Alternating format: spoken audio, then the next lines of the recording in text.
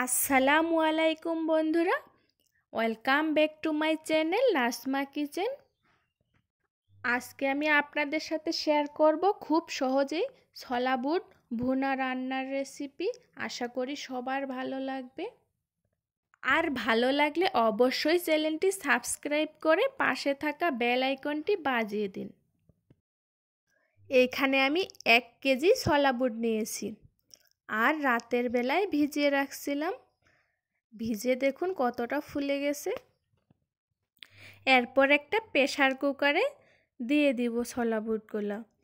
যাদের বাসায় pressure cooker নেই পাতিলেই সিদ্ধ করে নিতে পারেন, কিন্তু প্রেসার কুকারে খুব তাড়াতাড়ি সিদ্ধ হয়ে যায়, খুব অল্প সময়ে তাড়াতাড়ি সিদ্ধ হয়ে যায়।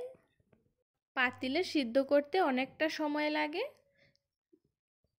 এরপর দিয়ে দিলাম পানি। এই মগটা দিয়ে আমি 3 মগ পানি দিয়েছি। বেশি পানি দেওয়া যাবে না, বুটের থেকে অল্প একটু উপরে পানি দিতে হবে। হাত দিয়ে একটু ভালোভাবে নাড়াচাড়া করে দিলাম। এখন ঢাকে দিয়ে দিলাম, সিদ্ধ করে নেব। এরপর চুলা জ্বালিয়ে দিলাম। ওই যে দেখুন প্রেসার কুকারে সিটি দেওয়া শুরু করে দিয়েছে। এখানে আমি 9 থেকে 10টা সিটি দিয়ে নিয়েছি, তাহলে বুটগুলো ভালোভাবে সিদ্ধ হবে আর খেতেও ভালো লাগবে। বুট সিদ্ধ করা হয়ে গেছে, চুলা বন্ধ করে দিয়ে দিলাম। প্রেসার কুকারের ঢাকনাটা খুলে নিলাম। এই যে দেখুন কত সুন্দরভাবে সিদ্ধ হয়ে গেছে। বুট ভালোভাবে সিদ্ধ করে নিতে হয়, শক্ত থাকলে খেতে কিন্তু ভালো লাগে না। আর একবারে এইভাবে সিদ্ধ করে নিয়ে ফ্রিজে রেখে দিতে পারেন। যেদিন প্রয়োজন হবে সেদিন একটু ভেজে নিলেই হয়ে যাবে। আর রমজান মাসে বিকেলবেলা অনেক কাজের চাপ থাকে। সিদ্ধ করা বুটগুলা একটা জালির মধ্যে ঢেলে নিচ্ছি। ঠান্ডা পানি দিয়ে ভালোভাবে ধুয়ে নিতে হবে কয়েকবার, তাহলে বুটে যদি কোনো ময়লা থাকে সেগুলো চলে যাবে। ঠান্ডা পানি দিয়ে বুটগুলোকে ভালোভাবে পরিষ্কার করে নিচ্ছি। সিদ্ধ করে নেওয়ার সময় যে একটা ময়লা পানি বের হয়, সেই পানিটা চলে যাবে। হাত দিয়ে এইভাবে নেড়ে নেড়ে নিচ্ছি। এরপর চুলায় একটা কড়াই বসিয়ে দিলাম। কড়াই গরম হয়ে গেলে দিয়ে দিলাম সয়াবিন তেল। তেলটাকে ভালোভাবে গরম করে নিতে হবে। এরপর দিয়ে দিলাম গরম মশলা। তেলের মধ্যে দারুচিনি, তেজপাতা আর বড় এলাচ, ছোট এলাচ, লং, গোলমরিচ।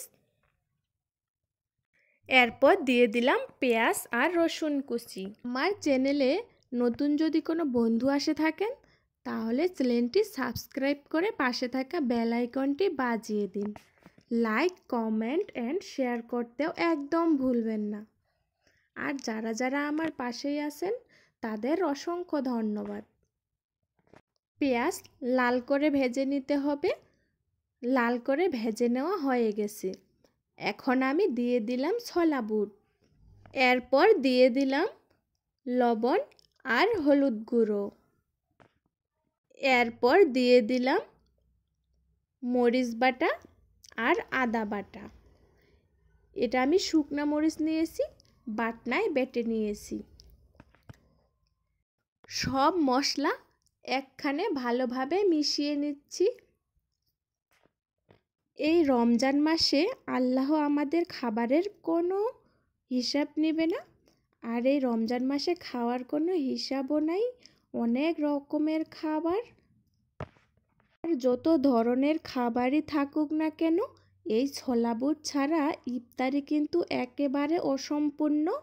সবগুলাই ভালোভাবে নাড়াচাড়া করে নিয়ে নিলাম। আর এখন দিয়ে দিলাম ঢেকে। কিছুক্ষণ পর ঢাকনা উঠে একটু নাড়াচাড়া করে নিতে হবে, নিচে যেন দাগ লেগে না যায়। এজন্য সামান্য একটু পানি দিয়ে দিলাম। বন্ধুরা, আপনারাও বাসায় এইভাবে বুট রান্না করে দেখতে পারেন। আমরা যে দোকানে বুট এনে খাই ঠিক সেই রকমই স্বাদ পেয়ে যাবেন। এরপর আবার ঢেকে দিয়ে দিলাম। বুটে যে পানিটুকু ছিল সেটা চলে গেছে। এখন আমি ভেজে নিব কিছুক্ষণ। এই ছোলা বুট ভুনা যতক্ষণ ধরে ভাজতে পারবেন তত মজা লাগে খেতে। এরপর দিয়ে দিলাম জিরা গুঁড়ো আর ধনিয়া গুঁড়ো। এরপর দিয়ে দিলাম প্যাকেটের রাঁধুনি গুঁড়ো মশলা। এইখানে সব ধরনের মশলা থাকে, এই জন্য বুটের স্বাদটা আরও বাড়িয়ে দেয়। আর দোকানে এই রকম প্যাকেটের মশলাই ব্যবহার করে, এই জন্য মজা লাগে খেতে আরও। সব মশলা ভালোভাবে মিশিয়ে নিচ্ছি। দেখুন কত সুন্দর কালার এসছে।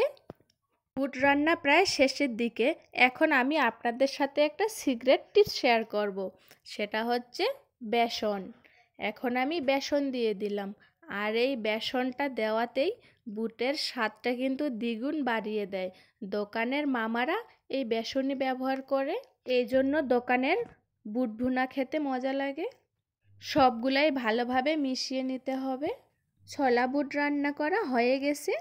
দেখুন বন্ধুরা কত সুন্দর দেখাচ্ছে, খেতেও কিন্তু দুর্দান্ত স্বাদ হয়েছে।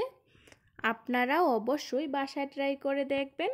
চুলা বন্ধ করে দিয়ে দিলাম। আর এখনও যারা চ্যানেলটি সাবস্ক্রাইব করেননি প্লিজ সাবস্ক্রাইব করে দেন। লাইক, কমেন্ট অ্যান্ড বন্ধুদের সাথে অবশ্যই শেয়ার করবেন।